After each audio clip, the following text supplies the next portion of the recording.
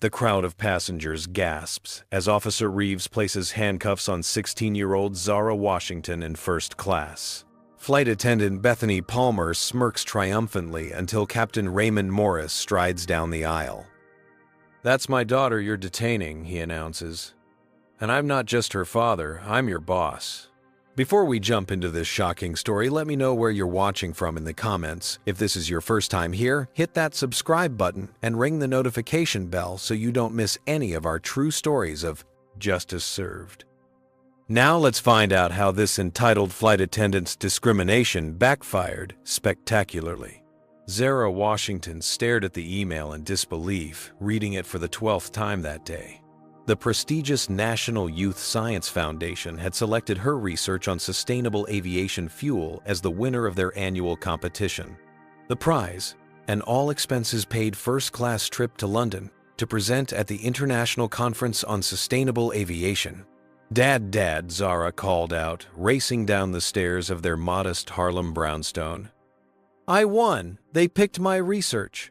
Raymond Morris looked up from his newspaper, his face breaking into a proud smile. At 45, Raymond carried himself with the discipline of his 20 years in the Air Force, where he'd risen to the rank of colonel before transitioning to civilian aviation. "I knew you would," Raymond said, embracing his daughter. "Your mother is going to be ecstatic." What Zara didn't know was that Raymond had recently accepted a position as the Chief Operations Officer at Atlantic Airlines, the very company providing her first-class tickets to London. After decades as a commercial pilot, the promotion represented the pinnacle of his career, but he had kept the news quiet even from Zara, wanting her achievement to remain in the spotlight. "When do we leave?" Raymond asked, already mentally rearranging his schedule. "That's the thing," Zara replied, scrolling through the details. "The conference is during your training week with the new pilots. I'll have to go alone." Raymond frowned slightly. "I can try to reschedule." "Dad, I'm 16, not 6, Zara interrupted. "Besides, Mom already gave me the independence speech last week when I mentioned applying." Raymond chuckled, knowing his wife's tendencies. Dr. Amara Washington was one of New York's most respected neurosurgeons, brilliant, meticulous, and fiercely protective of their only daughter. "Speaking of your mother," Raymond said, "she'll want to prepare you for traveling while black." Zara rolled her eyes. "Dad, seriously, it's 2025. We've had a black female president. I think we're past all that." Raymond's expression grew serious.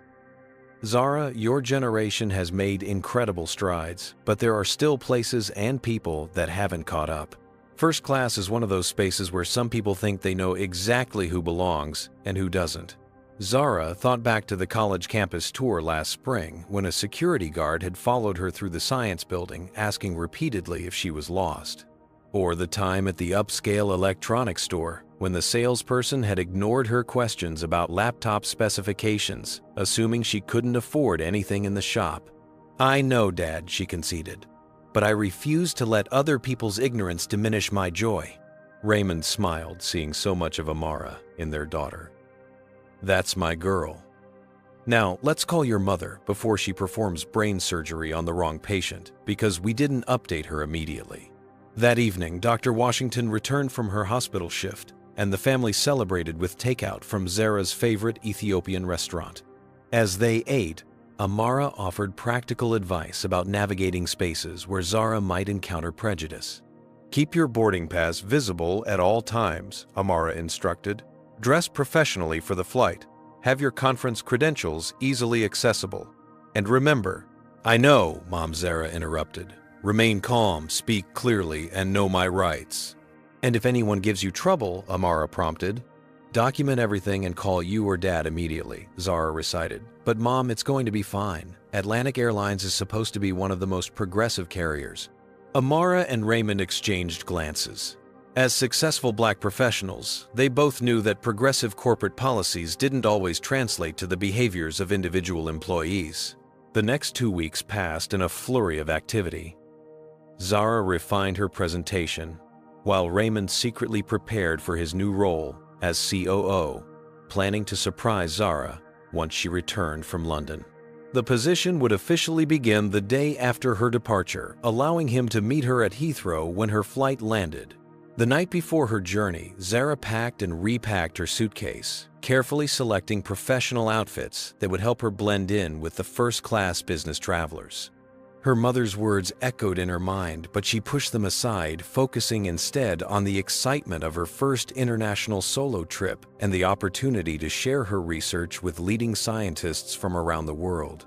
"You've earned this," she told her reflection in the mirror, "and no one can take that away from you." LaGuardia Airport buzzed with the usual morning chaos as Zara navigated the terminal, pulling her carry-on suitcase behind her. She had arrived 3 hours early at her mother's insistence, allowing plenty of time for any potential complications. The check-in process went smoothly. The agent smiled as she verified Zara's first-class ticket and directed her toward the exclusive Atlantic Airlines lounge. "Just follow the signs to the elevator, take it to the 3rd floor, and show your boarding pass at the entrance," the agent instructed. "Congratulations on your achievement, by the way. We don't see many teenage scientists in first class." Zara thanked her and headed toward the elevator, confidence building. Maybe her parents had been overly cautious after all. That feeling evaporated the moment she stepped into the Atlantic Airlines first-class lounge. The plush space fell momentarily quiet as several pairs of eyes turned to assess the newcomer. Zara straightened her shoulders and approached the reception desk, where a flight attendant with a nameplate reading Bethany Palmer was reviewing passenger manifests. "Good morning," Zara said, sliding her boarding pass across the counter. "I'm flying to London on flight 207. Bethany looked up, her practiced smile faltering slightly as she glanced from the boarding pass to Zara's face. At 43, with 20 years of experience at Atlantic Airlines, Bethany prided herself on knowing exactly what a first-class passenger looked like, and to her, a black teenager in jeans and a blazer didn't fit the down profile. "You're in first class?" Bethany asked, making no move to scan the boarding pass. "Yes," Zara replied, keeping her tone even. "I'm presenting at the International Conference on Sustainable Aviation." Bethany reluctantly scanned the pass, her eyebrows rising when the system confirmed Zara's first-class status. "It appears to be valid," she said, her tone suggesting something improper. "May I see your ID as well?" Zara provided her passport, which Bethany scrutinized for an uncomfortably long time before finally returning it. "The lounge offers complimentary breakfast beverages and workstations," Bethany explained mechanically. "Please keep noise to a minimum, as many of our passengers are business travelers preparing for meetings." "Thank you," Zara replied, collecting her documents and moving toward an empty table near the window. As she settled in, Zara noticed Bethany whispering to another flight attendant, a blond man in his 30s whose name tag read Derek Foster. Though she couldn't hear their exact words, their glances in her direction made the subject of their conversation obvious. "Standards for the lounge," Derek muttered loud enough for Zara to catch fragments. "Probably some diversity program." Bethany responded with an eye roll. Zara took a deep breath, remembering her mother's advice. She opened her laptop and focused on reviewing her presentation slides, determined not to let their prejudice affect her. For the next hour, Zara observed how differently Bethany treated other lounge guests. Businessmen received coffee refills without asking. An elderly white couple was offered newspapers and magazines. A family with a toddler was provided with coloring books and special snacks. Meanwhile, Bethany had walked past Zara's table at least 6 times without offering any assistance despite her empty water glass. When the pre-boarding announcement for Flight 207 came over the speakers, Zara packed up her belongings and joined the line forming at the lounge exit. Bethany, who was escorting first-class passengers to the gate, did a double-take when she saw Zara in the queue. "First-class passengers only at this time," she announced, looking directly at Zara. "I am in first class," Zara replied, holding up her boarding pass. "Seat 2A. A flash of displeasure crossed Bethany's face before she composed herself. "Very well. Follow me, everyone." As they walked toward the gate, Bethany chatted amicably with the other passengers, asking about their destinations and offering travel tips for London. She didn't say a single word to Zara. The boarding process began with Bethany scanning passes at the gate. When Zara presented hers, Bethany once again asked for additional identification despite having already verified it in the lounge. No other passenger received similar scrutiny. "Protocol," Bethany said curtly when she caught Zara's questioning look. Zara said nothing, but as she walked down the jet bridge, she couldn't help wondering if her parents had been right after all. The first-class cabin of Atlantic Airlines Flight 207 was a world away from the economy section Zara had experienced on previous family vacations. Wide leather seats with adjustable features stretched out before her, each with its own entertainment system and privacy divider. Fresh flowers adorned the bulkhead wall and crystal glasses waited at each seat for the pre-takeoff champagne service. Zara found her window seat and stowed her carry-on bag in the overhead compartment. As she settled in, admiring the premium amenities, a middle-aged man in an expensive suit took the aisle seat beside her. Calvin Reed, he introduced himself with a friendly smile, extending his hand. "Heading to London for business or pleasure?" "Zara Washington," she replied, shaking his hand. "I'm presenting at a conference on sustainable aviation." Calvin's eyebrows shot up with interest. "Impressive. You must be someone's prodigy. Whose lab are you representing?" "My own research, actually," Zara explained. "I developed a new method for producing aviation fuel from agricultural waste that reduces carbon emissions by nearly 40%. "Remarkable," Calvin said.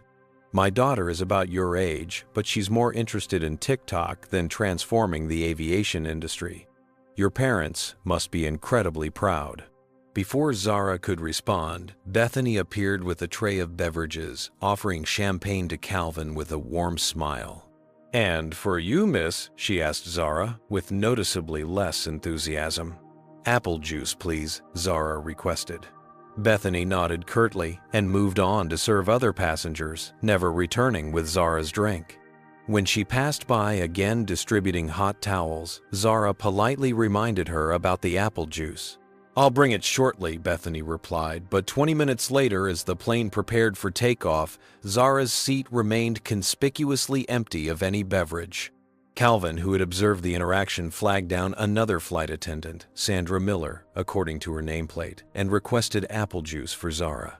"Of course," Sandra replied, returning promptly with the drink.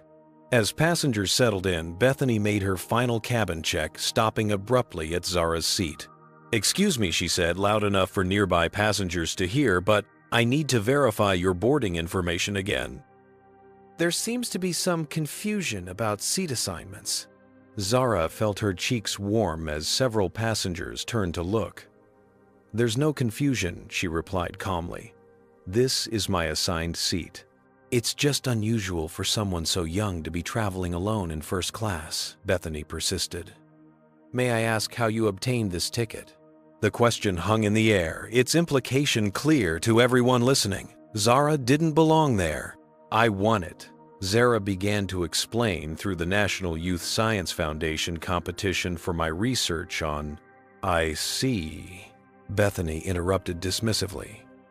"Well, let me check the manifest again to make sure you're in the correct seat." Calvin cleared his throat. "Excuse me, but I watched you check this young lady's boarding pass at the gate. Her name is on the manifest Zara Washington seat, 2A. I saw it myself when you were assigning seats." Bethany's face flushed with embarrassment, which quickly transformed into barely concealed resentment. "I'm simply following security protocols," she insisted, before moving away. "Thank you," Zara said quietly to Calvin. "No thanks necessary," he replied. "I've seen this movie before." For the next 15 minutes, as the plane taxied toward the runway, Zara noticed Bethany making notes on a small pad, occasionally glancing in her direction with narrowed eyes. Despite having done nothing wrong, Zara couldn't shake the feeling that she was being documented as a problem passenger. The plane accelerated down the runway and lifted into the air, carrying Zara toward her London conference and toward a confrontation that would prove far more significant than she could have imagined. "Ladies and gentlemen, this is Captain Raymond Morris speaking. On behalf of Atlantic Airlines, I welcome you aboard Flight 207 to London Heathrow. We're currently climbing to our cruising altitude of 35,000 feet. Weather conditions look favorable, and we anticipate an on-time arrival.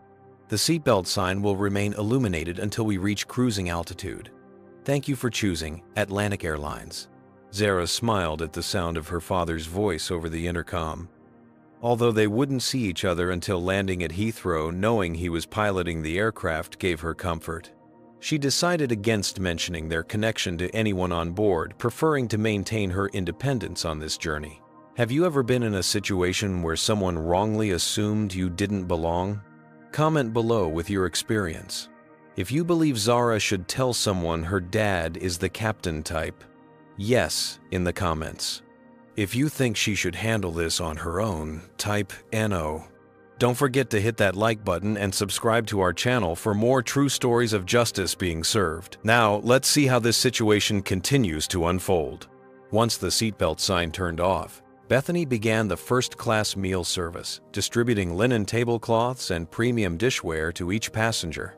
When she reached Zara, she practically tossed the tablecloth onto the tray table. "Will you be dining with us today?" Bethany asked, her tone suggesting Zara might not understand the concept of fine dining. "Yes, thank you," Zara replied, maintaining her composure. "The adult menu includes wine pairings," Bethany continued. "I assume you'll want the children's meal instead." Calvin interjected before Zara could respond. "She's clearly not a child. Perhaps you could treat her with the same respect you've shown other first-class passengers." Bethany's smile tightened. "Of course, sir.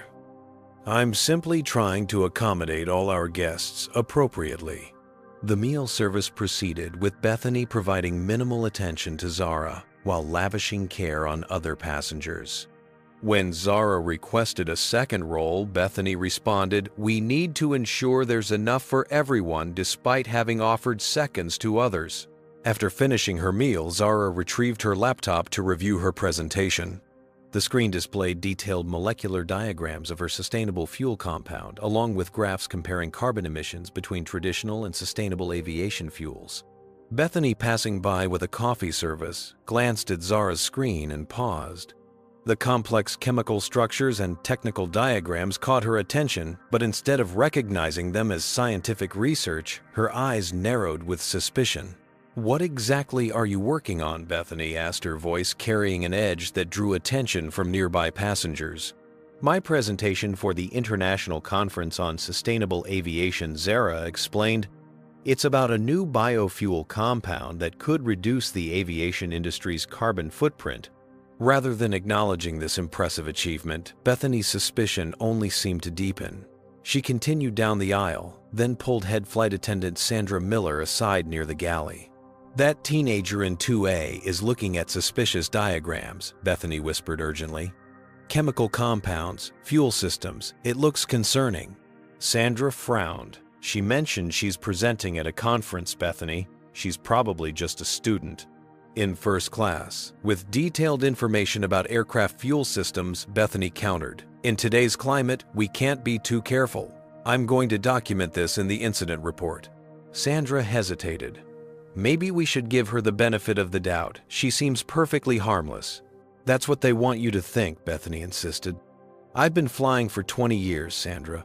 I know when something doesn't add up."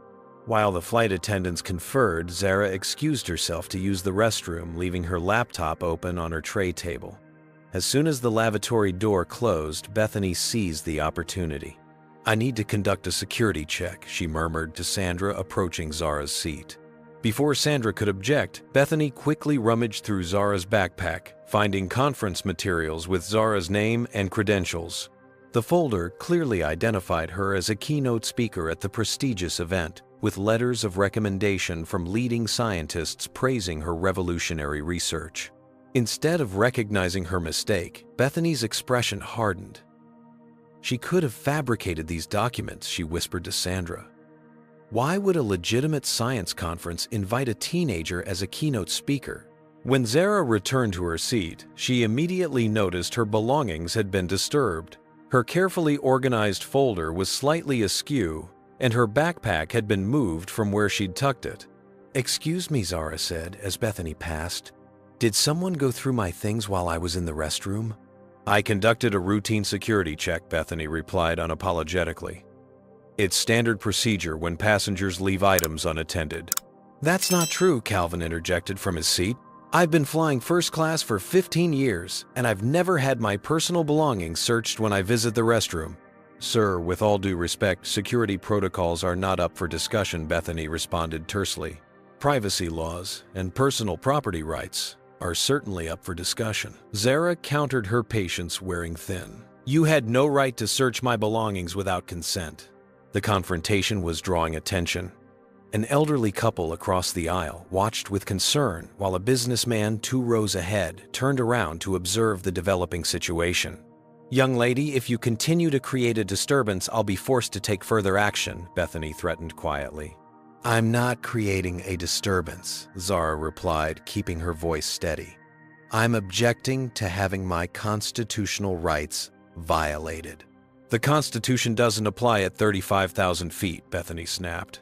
Airline security takes precedence over your perceived rights. The elderly woman across the aisle spoke up. That doesn't sound right, dear. My husband was a judge for 30 years, and I don't believe basic rights are suspended during air travel.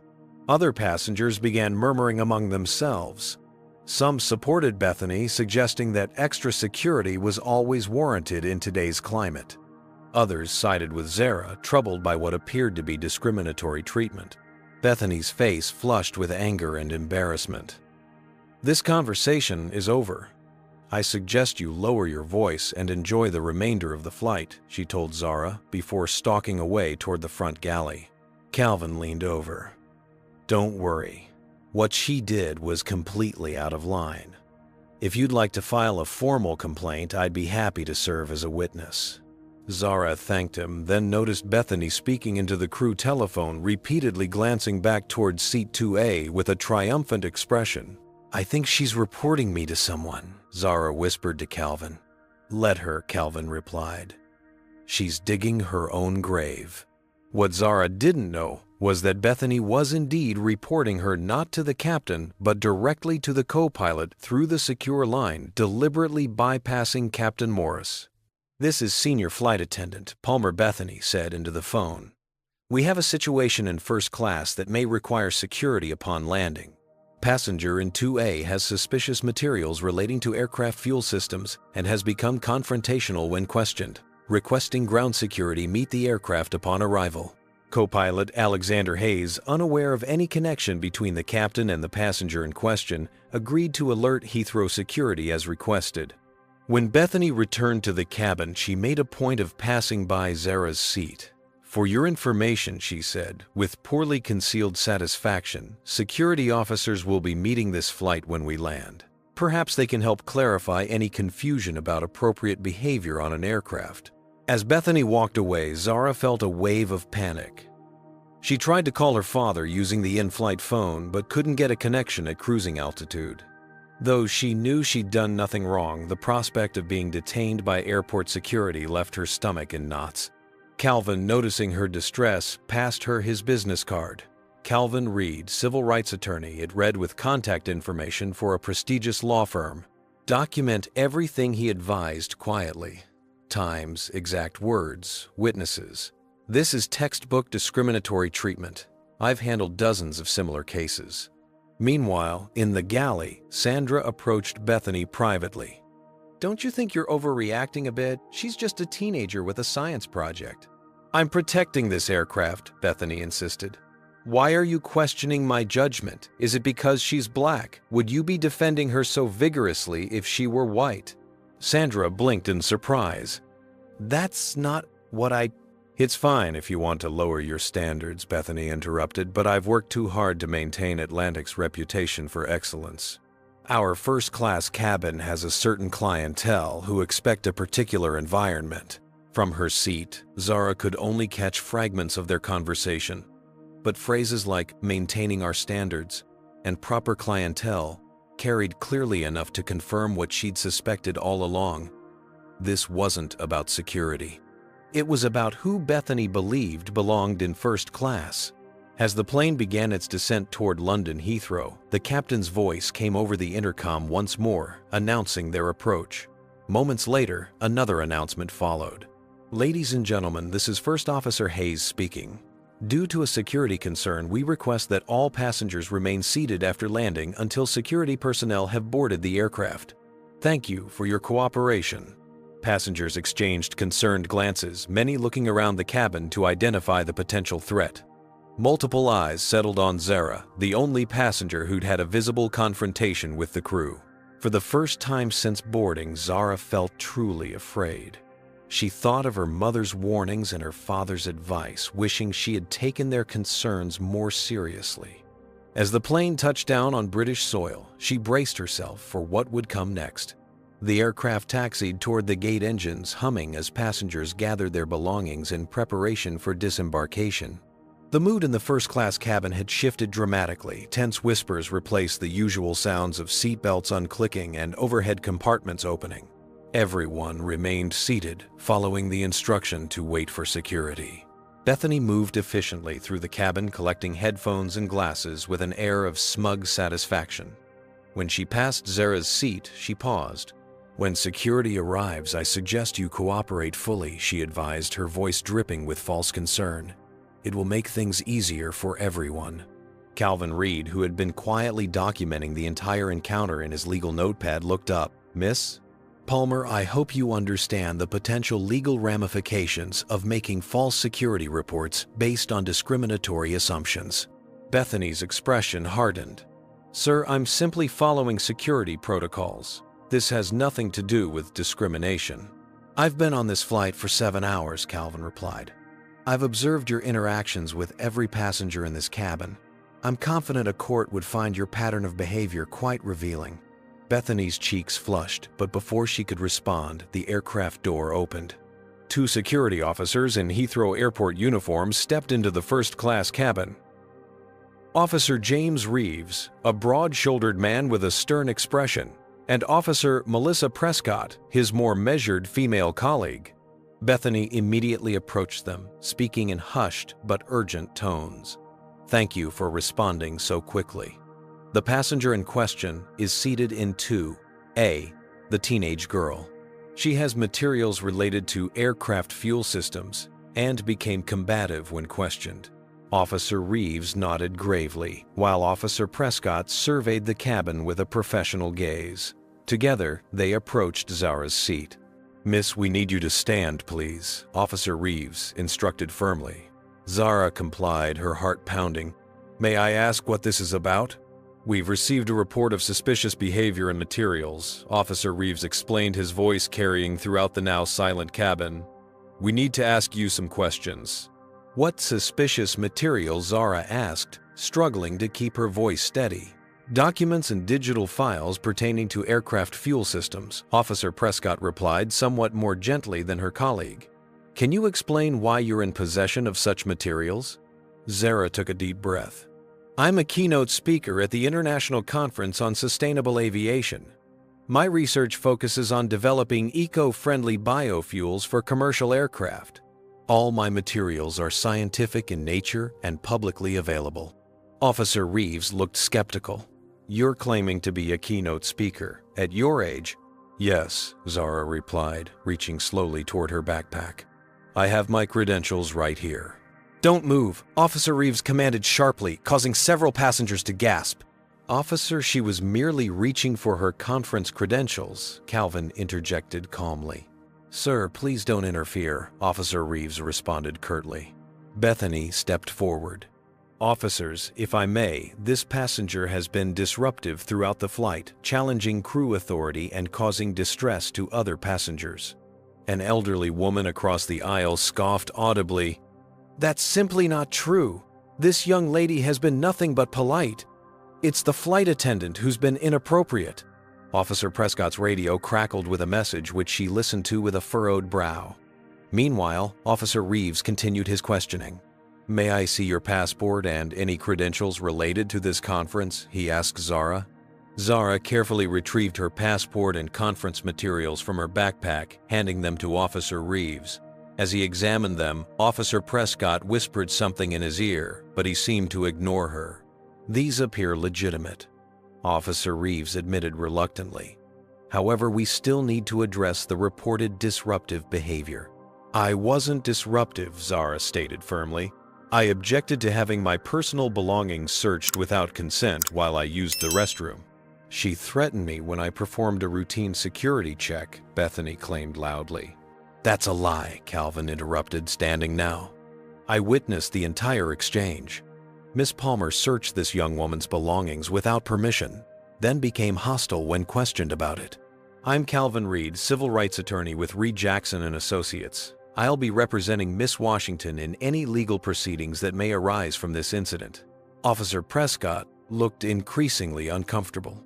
Officer Reeves, I think we should... Miss Washington. Officer Reeves interrupted. Do you have a parent or guardian we can contact? My father, Zara began. She threatened to have her father deal with me, Bethany interjected. She implied he had connections that could cost me my job. I never said that. Zara protested, her composure finally cracking under the weight of the false accusations. Officer Reeves turned to Bethany. Did she make any specific threats toward you or the aircraft? Bethany hesitated only momentarily before nodding. She said I would regret questioning her. Given her materials about aircraft fuel systems, I interpreted that as potentially threatening. A collective gasp rose from the passengers who had witnessed the earlier exchange. That is categorically false, Calvin stated, his voice carrying the authority of the courtroom. Officer, this flight attendant is lying to you, and I have detailed notes of every interaction. Officer Prescott tugged at her colleague's sleeve, trying again to communicate something, but Officer Reeves had already made his decision. For security purposes, I'm going to need to detain you while we sort this out, he told Zara, reaching for his handcuffs. Please turn around and place your hands behind your back. Is that really necessary? Officer Prescott objected, finally speaking up. She's a teenager, not a... Protocol. Officer Reeves cut her off firmly. This is outrageous, Calvin protested. You have no probable cause. But Officer Reeves had already taken Zara's wrists, the cold metal of the handcuffs clicking into place with a finality that sent shockwaves through the cabin. Passengers watched in stunned silence as a 16-year-old black girl in first class was handcuffed for nothing more than existing in a space where others believed she didn't belong. Bethany stood nearby, a barely concealed smile of triumph playing at the corners of her mouth. But her victory would prove short-lived. The atmosphere in the first-class cabin crackled with tension as passengers witnessed Zara standing handcuffed in the aisle. Some averted their eyes, uncomfortable with the scene unfolding before them. Others stared openly, phones discreetly recording what many recognized as a blatant injustice. Officer Reeves positioned himself beside Zara, maintaining a firm grip on her arm despite the fact that she showed no signs of resistance. Officer Prescott stood slightly apart, her discomfort with the situation evident in her posture and expression. Now, Officer Reeves began, his voice carrying throughout the silent cabin. I'm going to ask you some questions about your presence on this flight and the materials in your possession. Shouldn't we conduct this interview somewhere private? Officer Prescott suggested quietly. Officer Reeves ignored his colleague. State your full name and purpose for traveling to London. Zara lifted her chin, struggling to maintain her dignity despite the humiliation of being handcuffed in front of an entire cabin of strangers. My name is Zara Washington. I'm traveling to London to present my research on sustainable aviation fuel at the International Conference on Sustainable Aviation. And how did a teenager come to be invited to such a conference? Officer Reeves asked skeptically. I won the National Youth Science Foundation competition, Zara explained, her voice steady despite her racing heart. My research on converting agricultural waste into aviation fuel with reduced carbon emissions earned me the keynote student presentation spot.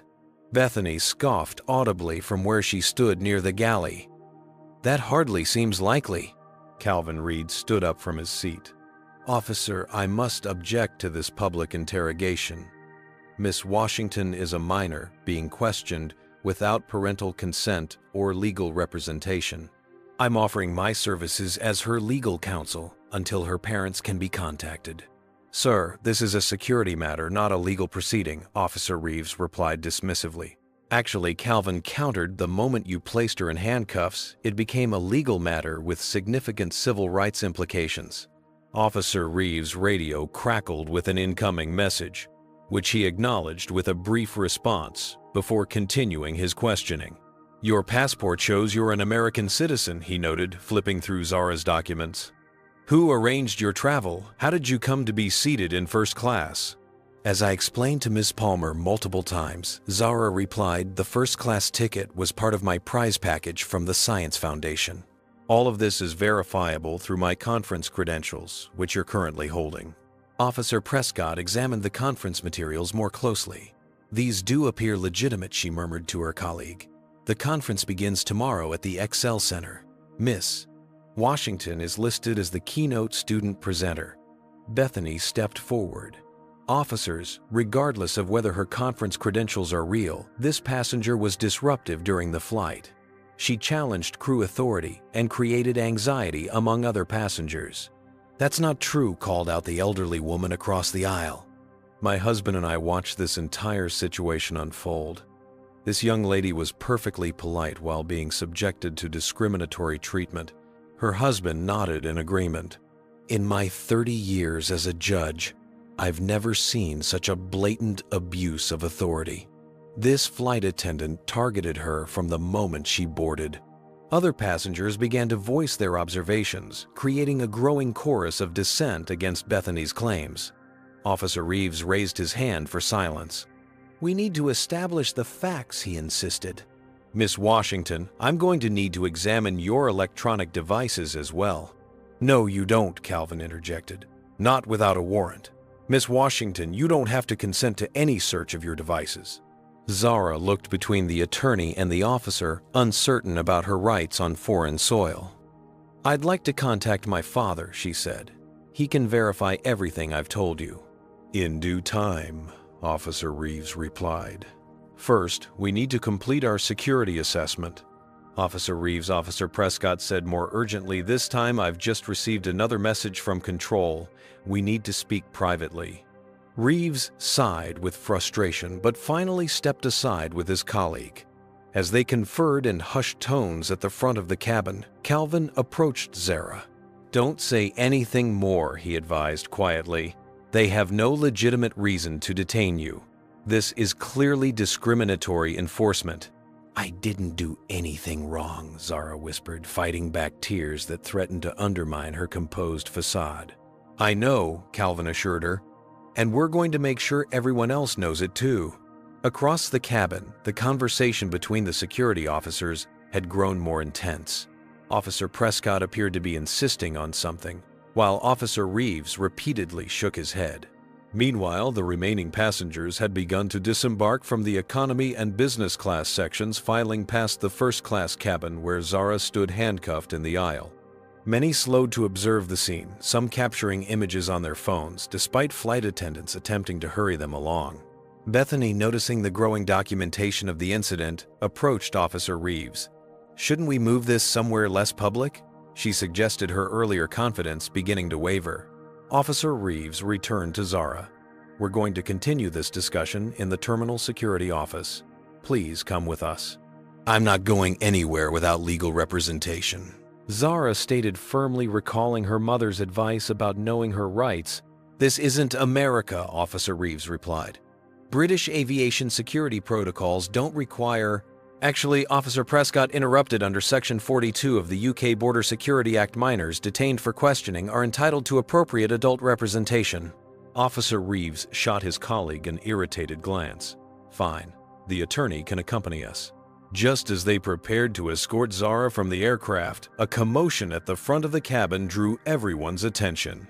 The cockpit door had opened, and Captain Raymond Morris emerged, still wearing his uniform with 4 gold stripes gleaming on each shoulder. Having completed his post-landing procedures and system shutdowns, Captain Morris had finally been informed by the flight engineer about a security situation in first class. Nothing could have prepared him for the sight that greeted him as he stepped into the cabin, his daughter standing handcuffed between 2 security officers.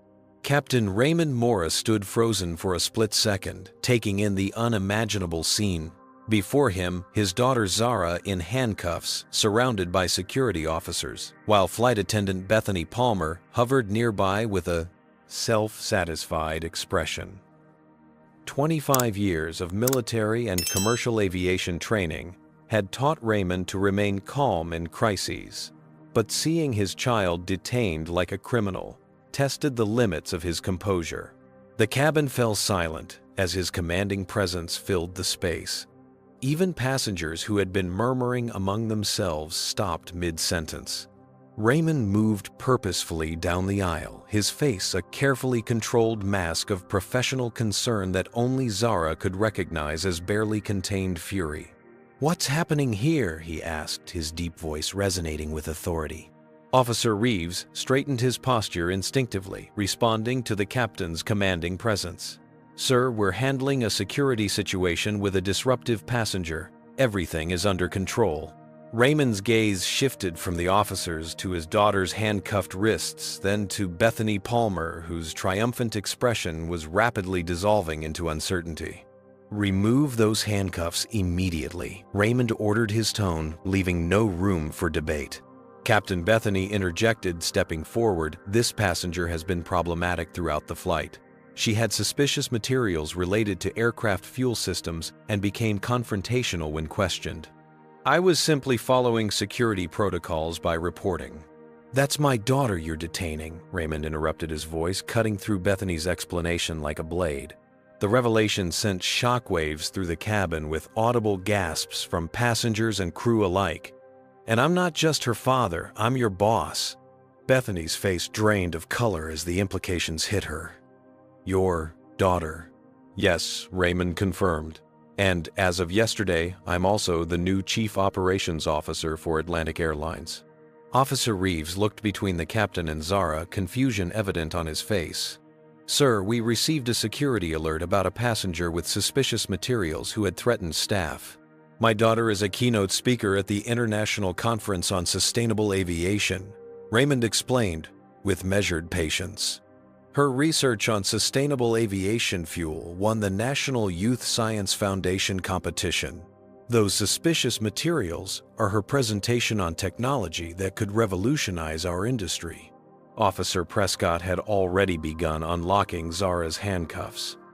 "I tried to tell you," she murmured to her colleague as the restraints came off. Control radioed twice that there might be a misunderstanding. Zara rubbed her wrists, fighting back tears of relief and lingering humiliation. Raymond placed a protective hand on his daughter's shoulder, his eyes never leaving Bethany's increasingly panicked face. "Captain Morris," Bethany stammered. "I had no idea she was your daughter. She never mentioned." "Would it have mattered?" Miss Palmer, Raymond asked quietly. "Would you have treated her with basic human dignity if you'd known who her father was? Or is respect only reserved for passengers who look a certain way?" Bethany's mouth opened and closed, no coherent defense forthcoming. Calvin Reed, who had been observing the exchange with professional interest, stepped forward. "Captain Morris, I'm Calvin Reed, civil rights attorney.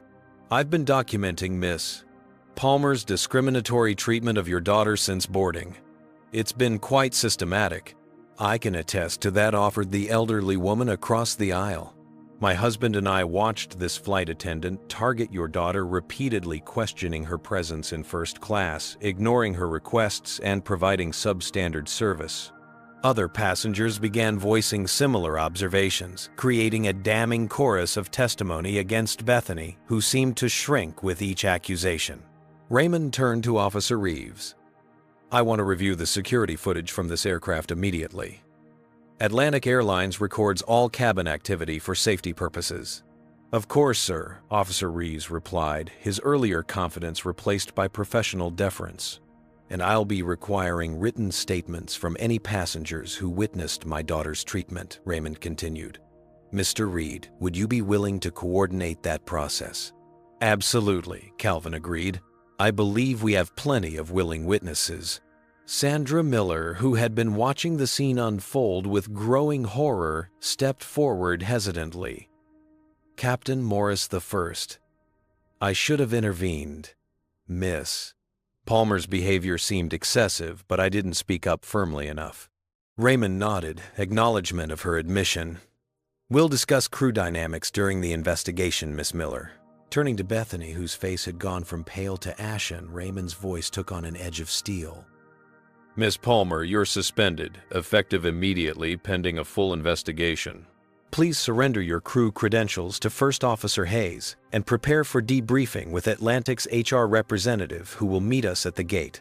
But Captain Bethany protested weakly. I was following security protocols.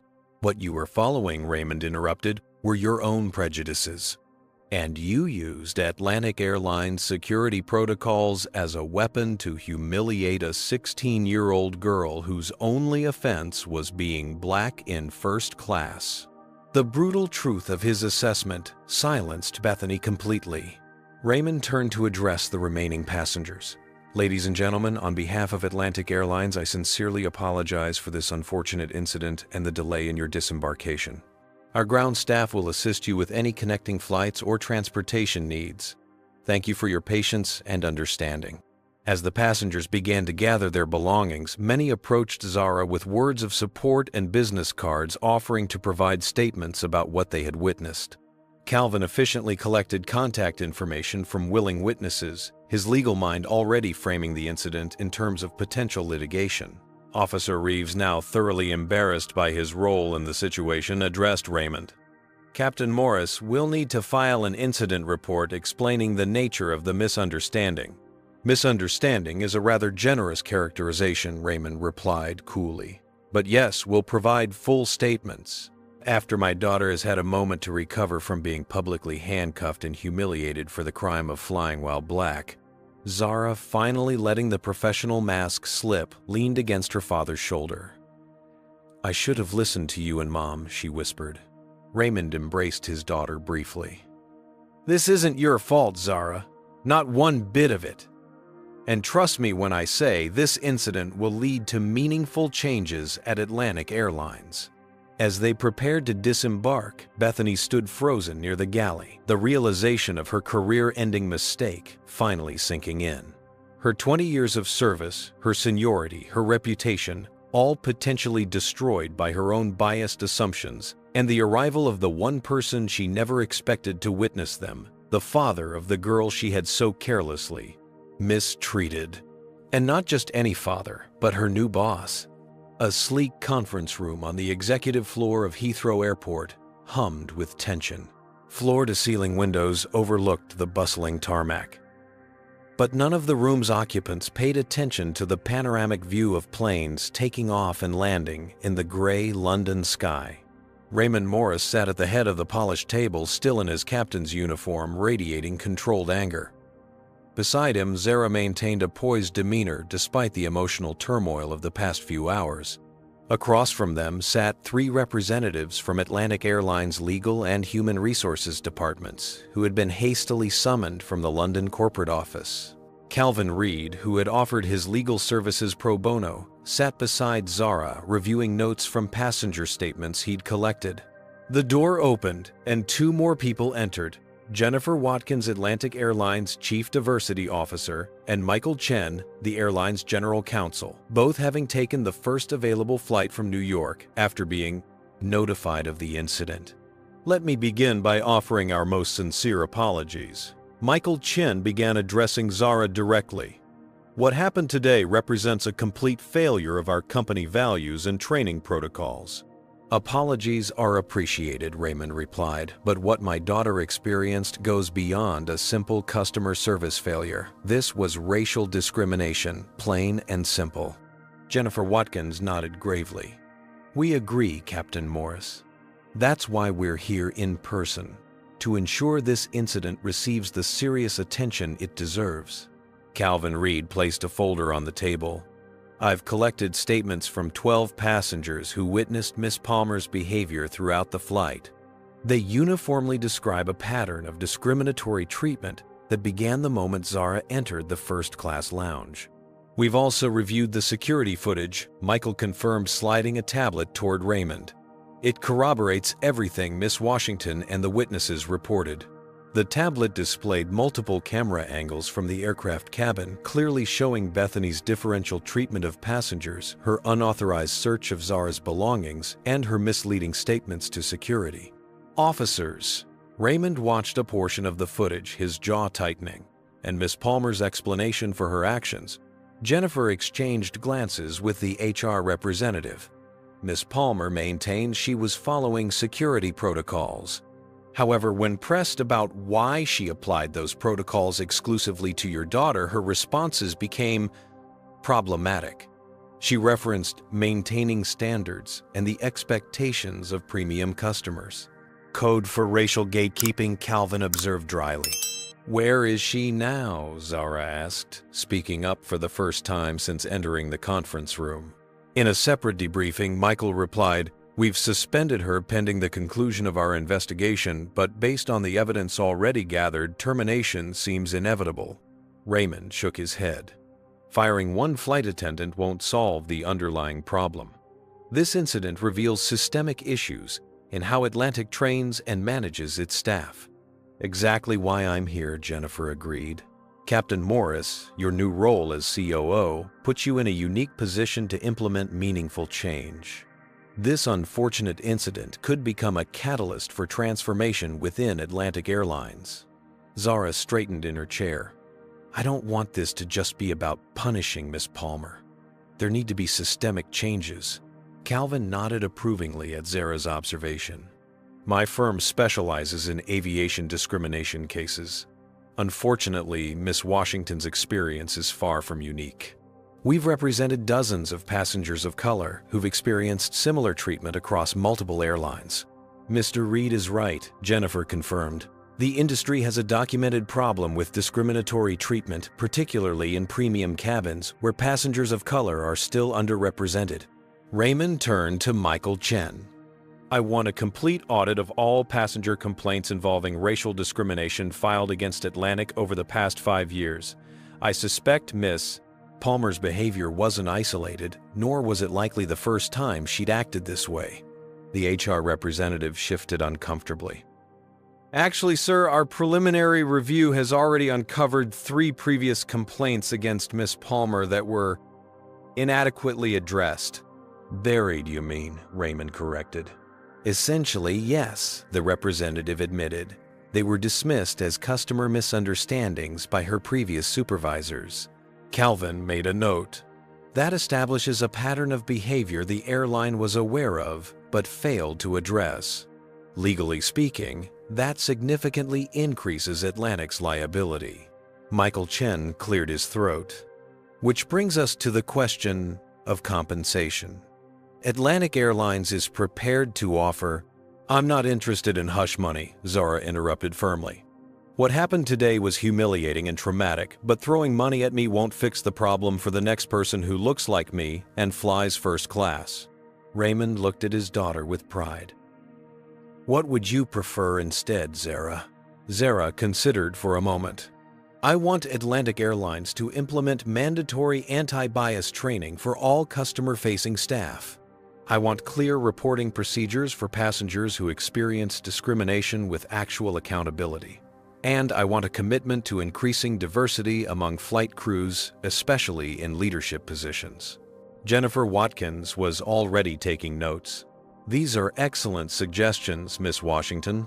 In fact, I've been advocating for similar initiatives, but they've been repeatedly deprioritized in our budget discussions. They won't be deprioritized any longer, Raymond stated with finality. Not while I'm COO. Michael Chen looked somewhat relieved. We can certainly implement those changes. Of course, we'd still like to offer appropriate compensation for the distress caused today. Any compensation should be directed toward scholarships for underrepresented students in aviation and STEM fields, Zara decided. That would be more meaningful than personal payment. The meeting continued for another hour, with specific action items assigned and timelines established for implementing the changes Zara had requested. As they wrapped up, a gentle knock came at the door, and a staff member entered with an urgent message for Raymond. Captain Morris, I apologize for the interruption, but there's a situation with Miss Palmer you should be aware of. Raymond excused himself and stepped outside. When he returned, moments later, his expression was grim. "Miss Palmer is threatening to sue for wrongful termination," he informed the room. "She's claiming she's the victim of reverse discrimination and that she's being made a scapegoat to appease social justice warriors." Calvin laughed without humor. "Let her try. With the evidence we have, she wouldn't make it past summary judgment. She's demanding to speak with senior management," Raymond continued. "Specifically, she wants to speak with the COO to explain her side of the story." Jennifer raised an eyebrow. "She still doesn't realize that's you." "Apparently, her suspension happened so quickly that the connection hasn't been made clear," Raymond replied. "The HR team thought I should be aware before they inform her." "What are you going to do?" Zara asked.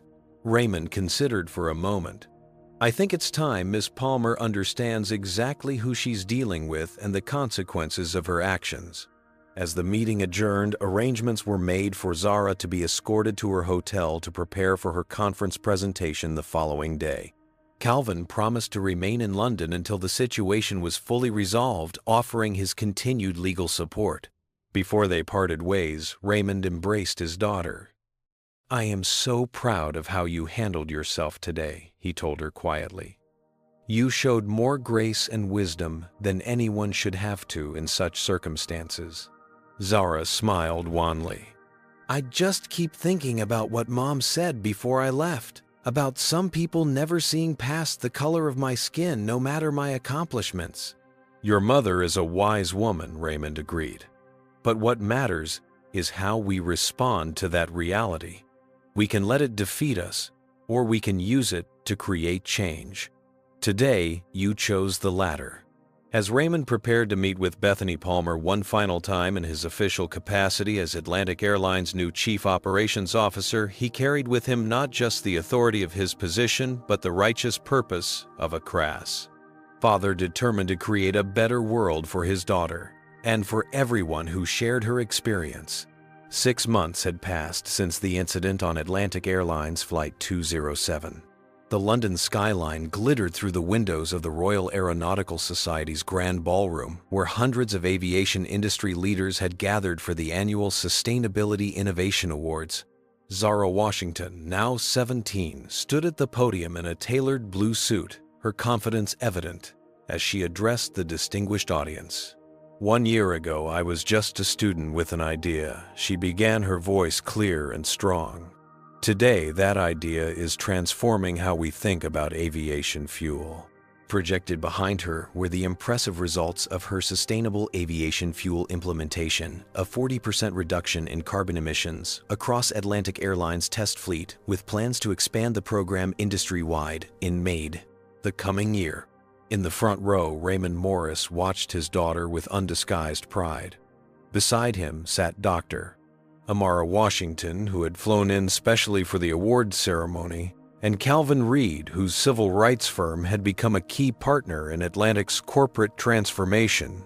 What began as scientific research became something much more. Zara continued, her gaze sweeping across the audience. It became a catalyst for change, not just in how we fuel our aircraft, but in how we fuel our corporate culture.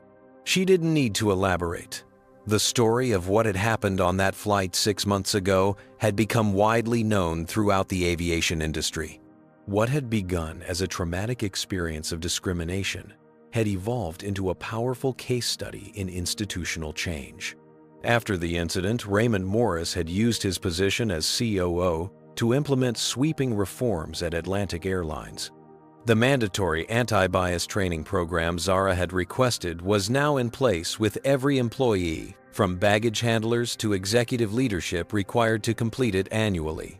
Bethany Palmer had been terminated after a thorough investigation uncovered a long history of discriminatory behavior that previous management had systematically ignored. Her threatened lawsuit had evaporated once Calvin Reed presented the overwhelming evidence against her, including footage from the aircraft cameras and dozens of witness statements. More significantly, Atlantic Airlines had established a passenger advocate office staffed by professionals trained to investigate and address discrimination complaints. The program had already resolved over 50 cases that might previously have been dismissed or buried. Innovation isn't just about technology, Zara told the audience. It's about challenging outdated systems and beliefs that hold us back from our full potential, both as an industry and as a society. As Zara concluded her speech, the audience rose in a standing ovation. Industry publications had already begun referring to her dual innovations, both scientific and social, as the Washington Protocols, a framework for technological and cultural advancement in aviation. At the reception following the ceremony, Zara found herself surrounded by aviation executives, eager to discuss both her fuel research and Atlantic's new inclusion initiatives. Raymond observed from a distance, allowing his daughter the professional recognition she had earned. "She's remarkable," Calvin commented, joining Raymond at the edge of the crowd. "Most teenagers would have been traumatized into silence by what happened. She turned it into a movement." "She gets that from her mother," Raymond replied, with a smile glancing at Amara, who was deep in conversation with Jennifer Watkins about Atlantic's new mentorship program for minority youth interested in aviation and STEM careers. The program, named the Zara Washington Initiative, had already awarded scholarships to 50 promising students from underrepresented communities. Zara herself served as a mentor regularly, speaking at schools in predominantly minority neighborhoods about careers in aviation science. "How's Sandra doing in her new role?" Calvin asked, referring to Sandra Miller, the flight attendant who had failed to intervene during Bethany's discriminatory behavior. "Better than expected," Raymond acknowledged. "After acknowledging her failure to act, she's become one of our most effective advocates for change. She's now heading our passenger experience division with a specific focus on inclusive service standards." Their conversation was interrupted by the arrival of a young flight attendant, a recent graduate of Atlantic's new training program which emphasized cultural competence alongside traditional service skills. "Captain Morris," the young woman said, "respectfully, your daughter's transportation to Heathrow is ready whenever she's finished here. She has a first-class seat reserved on tomorrow's flight to New York." "Thank you, Maya," Raymond replied, recognizing one of the program's first graduates. "Please let her know there's no rush." As the flight attendant departed, Calvin observed, "From what I've heard, Atlantic's first-class experience has become significantly more inclusive these past few months." "It had better be," Raymond said firmly. "We've implemented anonymous testing protocols to ensure all passengers receive equal treatment regardless of race, gender, or appearance. Any staff member failing those tests is immediately enrolled in additional training." Across the room, Zara had finally extricated herself from the crowd of admirers and joined her mother. "Ready to go, sweetheart?" Amara asked. "You must be exhausted." "Actually," Zara replied, "I'd like to stay a bit longer. The director of NASA's Alternative Fuel Division wants to discuss adapting my research for spacecraft applications." Amara laughed. "From commercial aircraft to rockets in 6 months. At this rate, you'll be revolutionizing interstellar travel before you finish college." As mother and daughter shared the moment, Raymond reflected on the conversation he and Zara had in their kitchen a year earlier when she had dismissed his warnings about the discrimination she might face. The memory brought a mixture of sadness and pride. Sadness that his daughter had to learn such a harsh lesson, but pride in how she had transformed that experience into meaningful change. The following morning, Zara boarded her Atlantic Airlines flight back to New York. As she settled into her first-class seat, the lead flight attendant approached Maya, the same young woman who had spoken to her father the previous evening. "Miss Washington, welcome aboard." Maya greeted her warmly, genuine respect evident in her voice. "It's an honor to have you flying with us today. May I offer you a beverage before takeoff?" Zara accepted a glass of apple juice, noting the difference between this interaction and her experience 6 months earlier. As the plane taxied toward the runway, she gazed out the window at the London skyline, gradually receding from view. On her laptop, she opened a document containing her mother's pre-flight advice from a year ago. "Keep your boarding pass visible.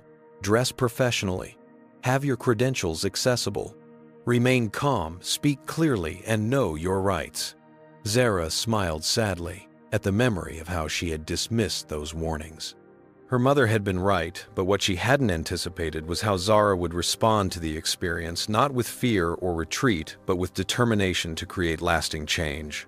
As the aircraft lifted into the sky, Zara reflected on the dual legacy of that fateful flight, her scientific research now being implemented across the aviation industry, and the social reforms her experience had catalyzed.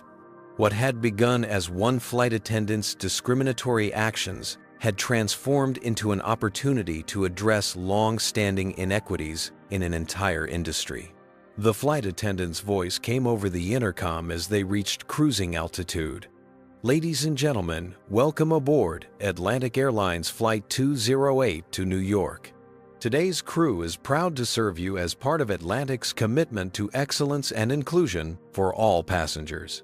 Zara smiled at the new addition to the standard announcement, a small but significant change that reflected a larger transformation. She opened her presentation notes, preparing for her next speaking engagement at a New York high school, where she would encourage students of color to pursue careers in aviation and STEM. On her screen, a photograph captured her attention, a group shot taken the previous day with the first cohort of scholarship recipients from the Zara Washington Initiative. 20 young faces beamed at the camera, their futures in aviation now more accessible because one teenager had refused to let discrimination define her experience.